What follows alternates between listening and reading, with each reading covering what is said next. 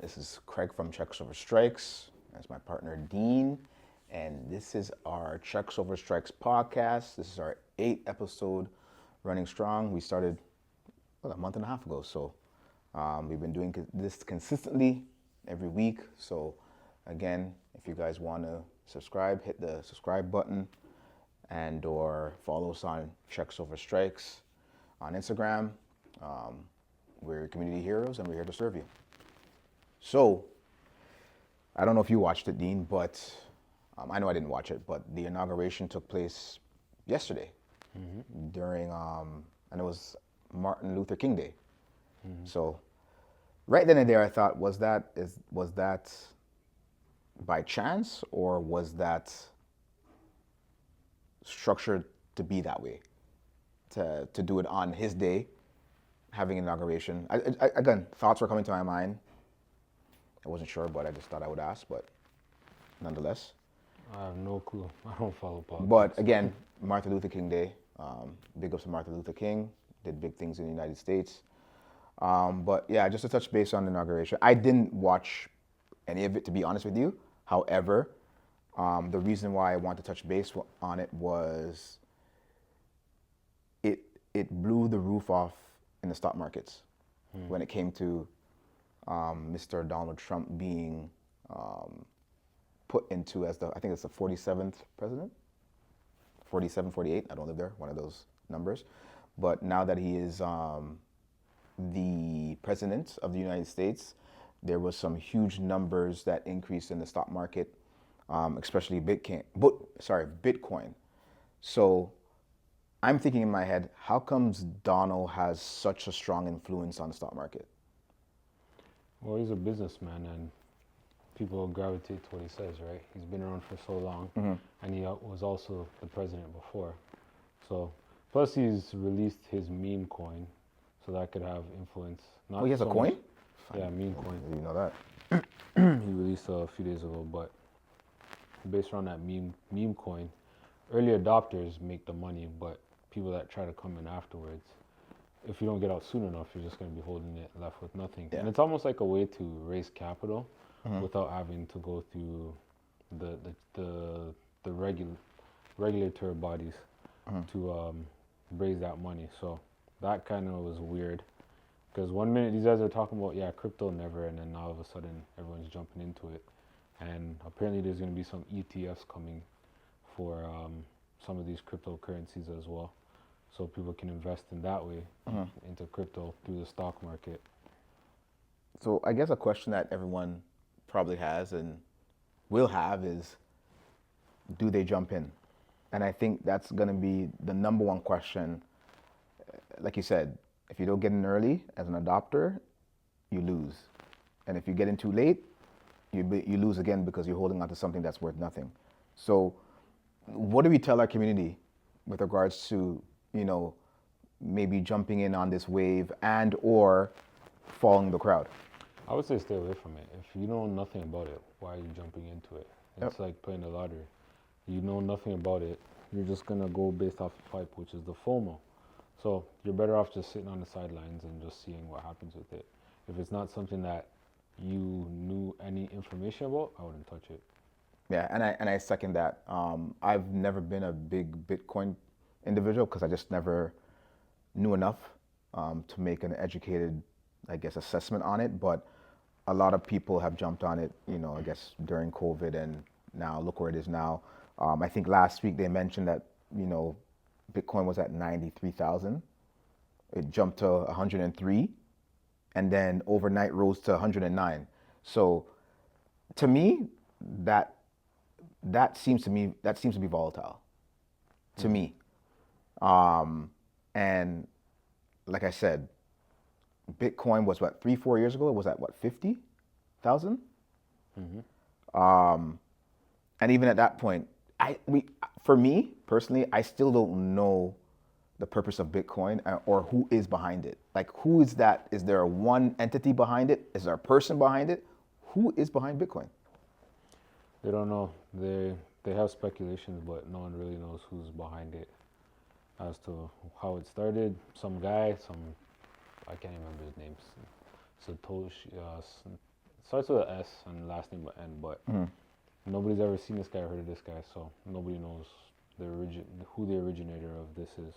However, but cryptocurrency was created to deregulate how money is circulated Mm-hmm. and whatnot, so governments don't really have control over it. So that's the whole purpose of it. And when prices go up and down, it's because the market, or not the market, but the people dictate the price. Yep. So it's like if there's a hype behind it, people start buying. If there's no hype, nobody buys. I guess that's similar to GameStop and how GameStop rose to its high pricing after starting at like what $3-4, and it just skyrocketed. That, like you said, that was people behind it, and when you have a huge influence or you have a huge impact on people, that's how things are going to, I guess, raise or increase. So, again, for me individually as a person, I never was really into Bitcoin, nor did I want to invest in it. But for those who are in it, I know there are athletes getting paid in Bitcoin, and I know the athletes are laughing now because they were paid in Bitcoin maybe 4 or 5 years ago, and look where Bitcoin is now. So people like, oh my gosh, what's his name again? He played for the Miami Dolphins. Oh, his name was right in my head. Oh my God. Odell Beckham. So he got paid in Bitcoin, and I think he was on Instagram showing, hey man, look, I was at this, now I'm at this, just off of Bitcoin. I think it was like in the $10 million range. So he was just laughing like, hey, people thought that, hey, getting paid in Bitcoin was not the wise decision, but look where he is now. So I guess it works for some people, not everyone. But yeah, that's kind of what I wanted to discuss yesterday. Like I said, I didn't watch the speech, nor was I interested to watch the speech. But what I thought was really interesting, because I read it, is that the people who stormed the Capitol back in, when was it, 2021? When was his last? So Biden was, 20, yeah, 20, yeah. it was 2020. So the individuals that stormed the Capitol, I think it was 1,500 people, they got pardons. So again, it just kind of shows you what Trump believes in, right? Again, like I said, if it was I'll just be straight. If it was just black people that were that were challenging what was being done or stormed the Capitol, there's no way we're getting pardoned. I don't care which president is back in. So I thought that was very interesting, and it kind of tells you how this individual thinks. No matter how well you think he's off, or how smart you think he is, I just think that at the end of the day, he just has a huge influence, and he talks what people are afraid to speak about. So Most definitely. good for Donald Trump. And because of all this, and I know that people have been hearing talks about this for the last month with regards to him being in office, or what that's going to do to Ontario. We are basically, a lot of people are running scared, because what they're saying is that if Trump comes in and is able to put in those tariffs, those 25%, it's going to impact Ontario very, very severely. And we're not going to be able to, I guess, bounce back.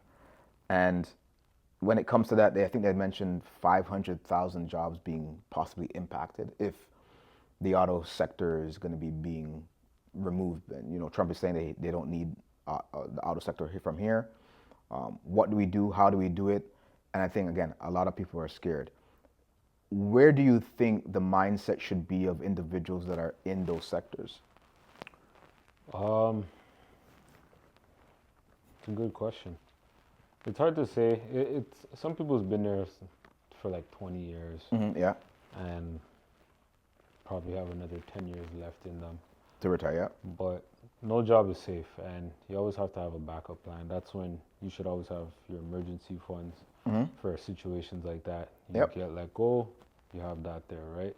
At least 6 months. But the way things are moving now, it seems like you gotta save for a year now. But you gotta be able to pivot if something like that happens. We're not in that time and age where it's you can retire from a job, be there for 30 years. Like everything is always changing, and it changes rapidly. So you got to be someone that's ready to move with whatever gets shifted, right? So like for me, losing my job, I never thought that would have happened to me, and that's the type of mindset people usually have. Oh, my job's safe; it'll never happen to me. It can happen to anybody. It can happen to government Yep. people. It can happen to union people. Like Canada Post, those guys are out for 3 weeks. They weren't expecting 3 weeks. They're like, they'll never let this go through. It's a Christmas season. Yeah. Or They it's didn't or care. mail is mandatory, Yeah, as they so say. they don't care. So you got to be prepared for the worst. You got to always expect the worst and just be prepared for it. That's the only thing that you can do. If he does come in with this, it's like, what are you going to do? For those that didn't save up, like, you're just going to have to, I don't even know what to say for that, because when you're in that situation, it's tough. Like, your back's against the wall at that point. And EI is not going to give you that much money to sit back and do whatever. So it's a sticky situation, but I don't know. It's funny because I only hear them talk about Doug Ford and Trudeau, but what about the rest of the country? Like all the other prime ministers. Like Yep. Doug Ford's the only one that's saying like, yo, I'm not letting you bully me, bro. Yep. Yep. And then the man said, yo, if you put that tariff on us, we're cutting electricity to 1.5 million Yeah. things. To me, that's kind of small beans compared to the amount of people that they have. So it Yep. depends on where he's cutting that power supply.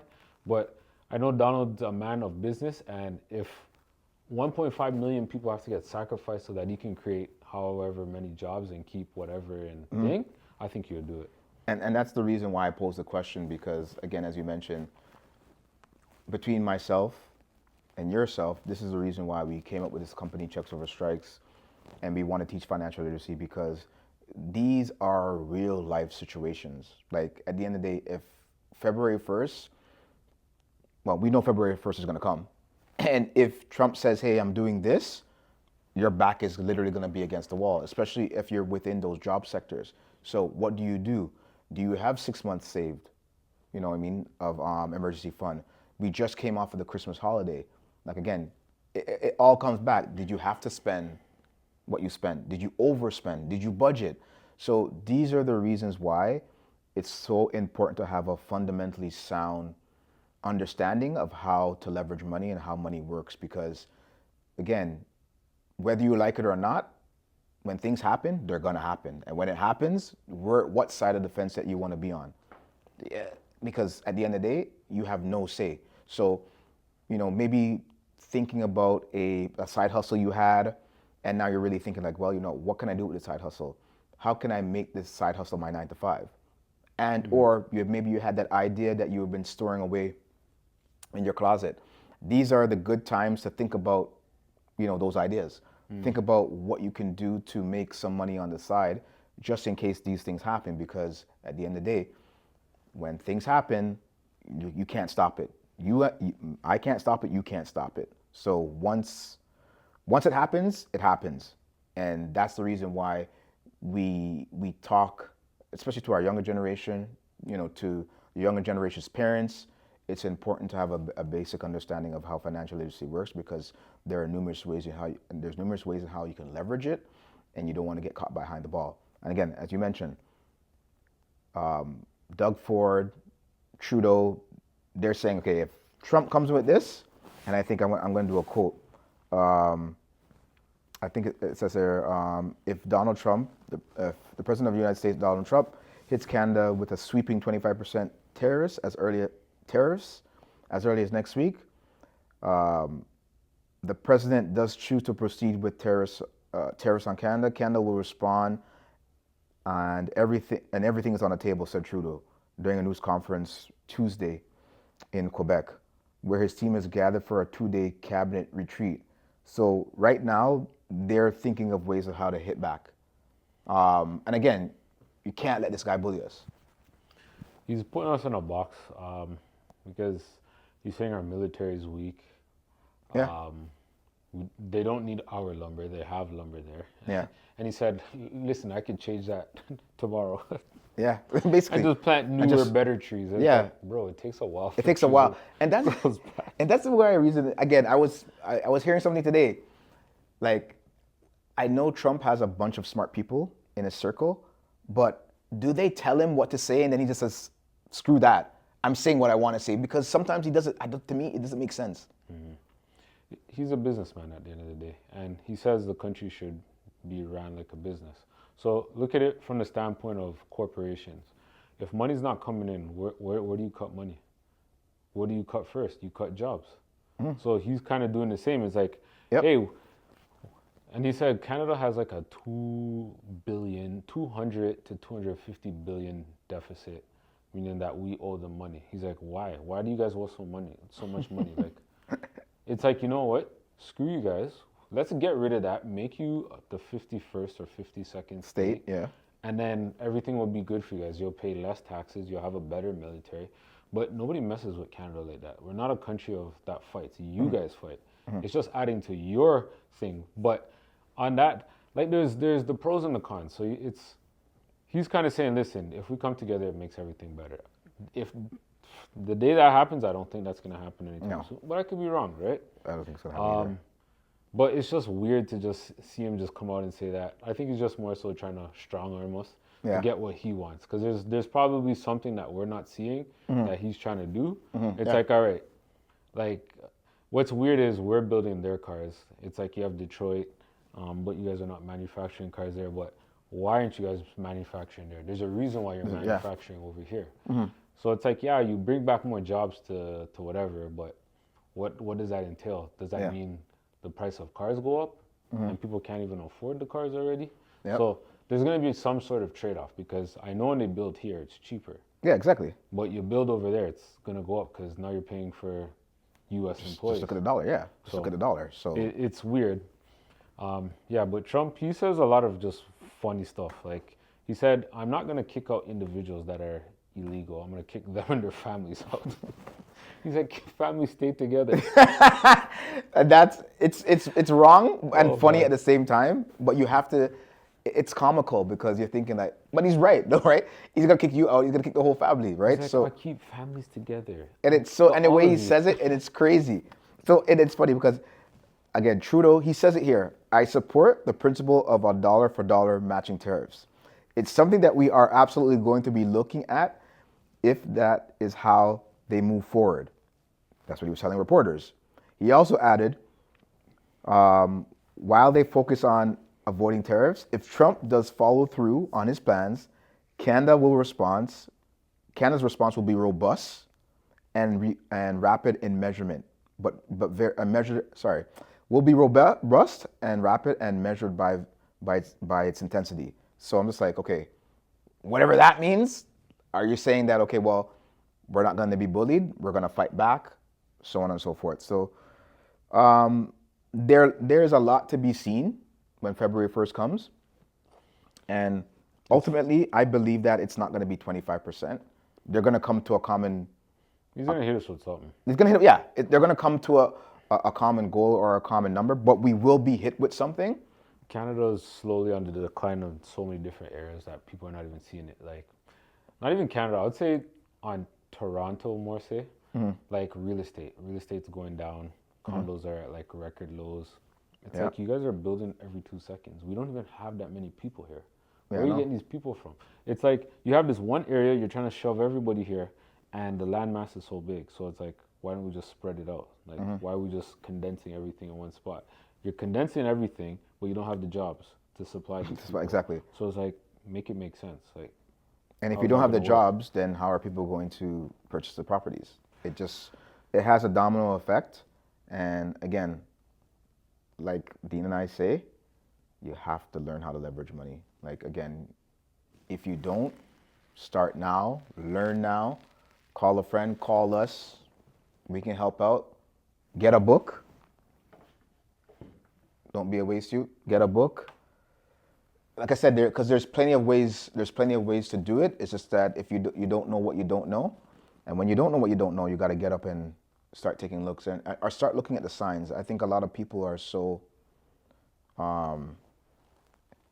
captivated by the glitz and glamour that they don't even realize what's happening. And the reason why I say that is just to kind of go off course.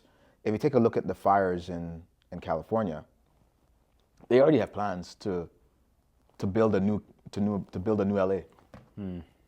Plans are already there to build a new LA. So again, a lot of people are thinking, well, hey, they got to build a new LA, but again, you're displacing people. So are you going to give those people that lost their properties homes? Is there a reason why you said no, I get before this fire, no insurance? Well, that's what they say. The rich is gonna get richer and the poor is gonna get poorer. So going to that point, they don't have housing, more homeless. But it seems like Donald's sweeping people out. So if those people are immigrants, okay, just get out of the country. Then that's one less homeless person we Yeah, have to homeless, deal yeah. with, right? So it's kind of, there's a big grand scheme of things, but we only see what they want us to see, right? Yeah. So it's conspiracy theory at this point, but don't be surprised to actually see something like But this don't, unfold. but that's the thing, and that's why I'm telling people, the media shows us the glitz and glamour, and then we get emotionally attached, and then we miss the message. That's how I look at it. Because there's a lot of things like the reservoirs being empty of water. Like, as much as you may not want to say it's a conspiracy theory, like just add. The math is not mathing. You know you're in California. You know you get brush fires. Why did you first pull back all the money for firefighters? The reservoirs were empty, no water. Then you're gonna say, well, you know what? Your property can't be insured because when we do get a wildfire, we're not gonna be covering it. Like, it's a domino effect. Like, you can't help but to think that this is odd. Speaking of that, when insurance company are denying claims, that means that they're just making more and more money. Because Yeah. it's the money that they make is premiums. Yep. So if premiums don't get paid out, that's money that they get to pocket. Exactly. And I've been noticing that trend lately where insurance companies are hitting all-time highs. Like, they're not paying out like they used to, and they're getting smart with. Even though people are trying to scam these insurance companies, they're getting smarter and smarter. I remember a couple years ago, what's the one? Aviva. Aviva was cracking down on the scams for insurance, having private investigators watching people and whatnot, and they clawed back so much money because people are just trying to fraud these insurance companies. So these guys are getting smarter and smarter, and a lot of things you can't do unless you have insurance. You can't drive if you don't have insurance. Exactly. When you have a home, it's in your best interest to get insurance, and if they're denying claims, that's more money that they're collecting.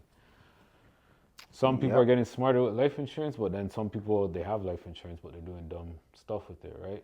It's like, oh, you're not supposed to be drinking and smoking, but you're still doing it. Oh, you're not supposed to be jumping out of airplanes and whatnot, but they're still doing it, right? Yeah.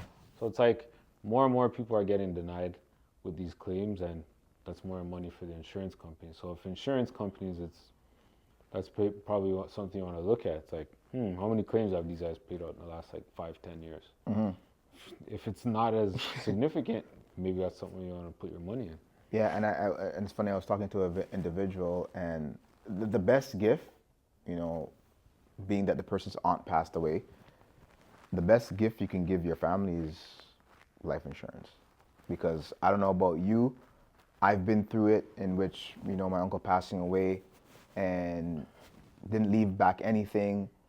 You get put into a situation that it's like a family squabble. Anxiety goes up. I'm like, yes, it's my uncle, but you guys are sisters and brothers. Like, work that out. You know what I mean? It now becomes, okay, well, how are we going to bury this individual? Do we ask the family for money? The person didn't have life insurance. It just brings on a lot of pressures. And again, life insurance is really important, guys and girls. If you're gonna get a gift, that's the best gift to get, because we're not all gonna be alive. We're not all gonna be here just 100, 101, 102, 103. The likelihood of that is not so high, right? So why don't you put something away now, so when you do pass away, it's just a smooth transition. Because it brings on a lot of problems. I've seen it. It brings on a lot of problems when it comes down to family and who's doing what, who's responsible for what, and then some people take away themselves and say, screw it, I'm not dealing with it because you're just increasing my anxiety, and my mental health now is going because I got to worry about X, Y, and Z. So that's just my takeaway on that. And that we're gonna change the tide. We're gonna go into the segment of checks or strikes. I don't know if Dean has a few, but this is a part of the in our podcast that we kind of put out scenarios, and then you got to tell us whether it's a check or a strike. Meaning that are you making the best decision when it comes to your financial needs? And I think that's the kind of way we look at it, and that's the reason why we have this segment, because we want to kind of get people thinking about their financial needs and whether they're making the right decision, when they're making a decision, when they are making a decision. So I'll start with the first check or strike, and it just comes down to just viewership, TV. A lot of people have a lot of subscriptions. I know I have trouble saying that word. Subscriptions. And for me, we have the box. You have something that you can pay in advance that can ultimately, you don't have to put all your money into a quote unquote, I guess, subscriber, whether it be Bell TV or Rogers. I'll say it right now. Programming is so expensive. It's not getting any cheaper. And by the time you look at your bill, when you look at your bill, you're paying close to $300-400 a month. So the question that we're going to ask is that, should you invest into a box where you get all the TVs, all the programming? You may have to spend $150 per year. Or do you go for the Bell or Rogers of the world that, you're bundling, you're getting internet, it's costing you $300 per month. However, you still have that I guess that guarantee of maybe programming not cutting out if you don't go that route. But again, think about it from a perspective is that, how much TV are you really watching? Mm-hmm. And that's kind of how I look at it. Like, you know what I mean? Do you go with the box? Like I said, maybe it's $120 for the box and maybe $15 a month, or do you go for the guaranteed service that it may not chip out, or it may not, because at the end of the day, the box, something may not work. But what do? Do you go for that, or do you go for the guaranteed service? Is that a check or a strike? We're asking you. Let us know in the comments below. I don't know, Dean, if you had one. No, I don't have one this one. But I think I have another one as well. And we kind of talk about this, not all the time, but it's something that is always in the forefront when it comes to, spending your money and how you spend it. And they say, and this could be subjective, because we've always been hearing that cash is king, but is cash really king, or is it credit? And I guess you kind of could look at it from both sides of the coin, but we're asking you, would you want to have a lot of cash laying around, or have a great credit score to get cash from the banks, i.e. the banks, using your credit score? So leveraging banks, or opposed to having, $50,000 laying around. To you, what do you think is the better, I guess, the better side of the coin to be on? And again, the reason why I'm asking that is that because I think it could be subjective. But again, we want to know what you guys are thinking, because I'll tell you, if you have $50,000 laying down, you may need to do a transaction that you may not have the credit to leverage at the time. That can work well, right? But then if you look at it, if you are leveraging your credit, you don't necessarily have to use the capital that you have, right? You use the bank's money, i.e. the bank's money. And that's kind of what Dean and I kind of try to always, suggest. Using other people's money to make money. Yes, you have the 50 grand there, and yes, you have that disposable income to make the transaction happen, but would you rather use your money or use other people's money? So again, check or strike. I know it's a little subjective, but you let us know what you think. Because for me, and this is just for me, this is how I think, I believe leveraging your credit. Leveraging your credit, if you have a great credit score, getting the money for the banks. Because I'll tell you this, and I know probably Dean even knows this. I think when Elon Musk bought Twitter, I don't think he used. No, he leveraged his stocks. Yeah, he leveraged his stocks, and he didn't use capital. He didn't use his own capital, right? So these are the things that these visionary individuals are doing. So something to think about.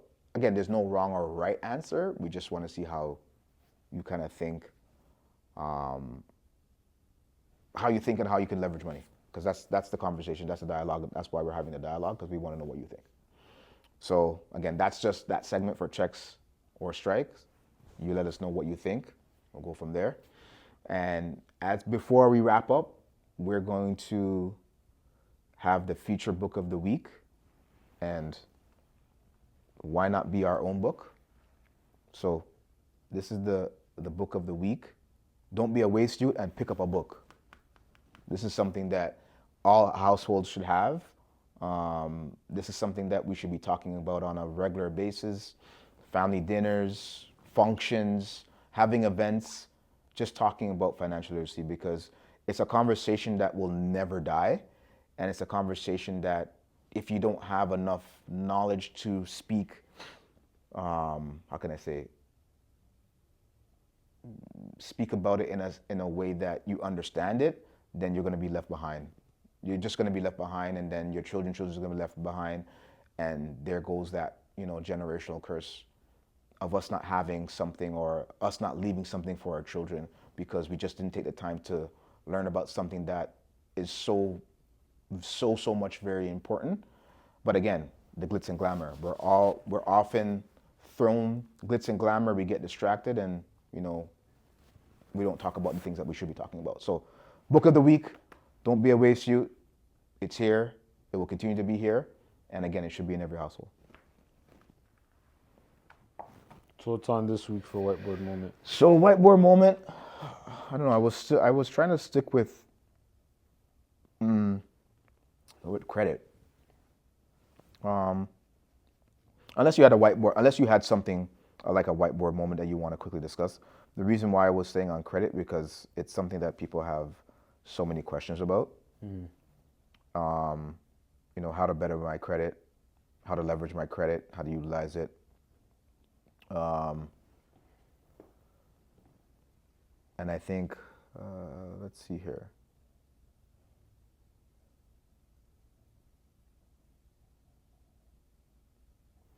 I think what we can talk about is, and I think it's overlooked, and it's mistakes on your credit report. And the reason why it's kind of overlooked, because I don't think people check their credit enough to even know if there's an error or a mistake or whatever's happening.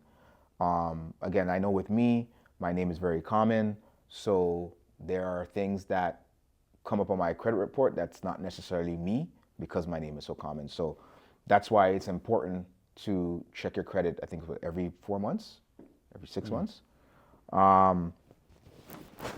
And again, lenders make mistakes too. That's why it's important to check your credit reports, to keep an eye out for errors. If you find a mistake on your credit report, you have the right to dispute it with the credit bureaus and with the reporting lender. Companies are required to investigate and dispute free of charge any promptly correct errors that are confirmed. So again, if you're a person that doesn't look at their credit and you're just going on your merry way, and you're trying to make a purchase, and when you try to make that purchase, it's like, hey man, your credit score is this. Some people don't even know their credit score. So that's why it's important to, first of all, know your credit score, and then check your credit routinely. There's a lot of apps out there you can use to ensure that these things are not gonna, these mistakes are not on your credit card, because no one's perfect. At the end of the day, mistakes will happen. And then if you miss it, now it's on your credit report for over 5-6 months. Then they're saying, okay, well, why do you not say anything? It makes it look like you're the bad person. And again, you don't want to be in a situation and you're trying to purchase a house and everything's a surprise. You go to the bank, they pull this information, it's like, hey, your credit score is this. And you're like, what? Oh, did you know your credit score had this? And these are the things that will set you back when you're making a purchase. It's like you got to go back to the drawing board, make sure things are legit, and then make sure it's legit in order for you to make that purchase. So again, mistakes on your credit is just as important as anything else on your credit score.